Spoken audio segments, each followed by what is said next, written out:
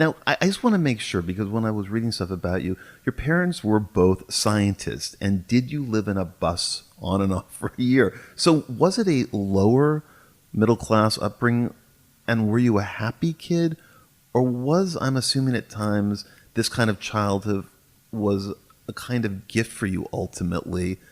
Or is that a clueless way to think about it? I imagine your childhood turned you into a very independent person, a very independent child and adolescent. Is that also wrong or right? Well, I don't think in terms of right and wrong. Right. No, that's right. Definitely not generally, but also maybe when it comes to one's own past, all you have is what's there. And by some cunning of reason, all of the experiences that you've had are brought to bear on what you do as a writer. And I'm guessing you would agree with me about that. Yes, I would agree. Part of what makes fiction, and especially the novel, so appealing is that you can somehow start to utilize all these different aspects of your character and your experience. And then they start to take on a logic, and it's like the bad things you use too, along with the good. So I don't divide into good and bad. Yes, my dad is still a scientist. My mom is now retired. They were graduate students when I was growing up in Eugene, Oregon.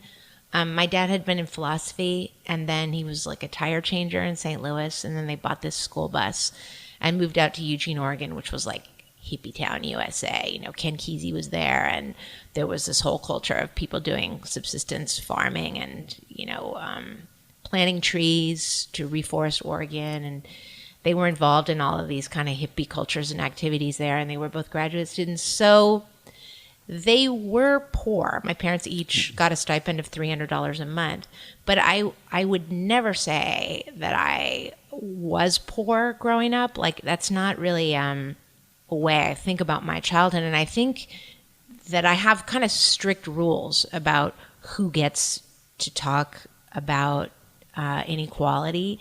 And my parents were educated. My mother went to college. My grandmother went to college. My great-grandmother went to college. My great-great-grandmother went to college.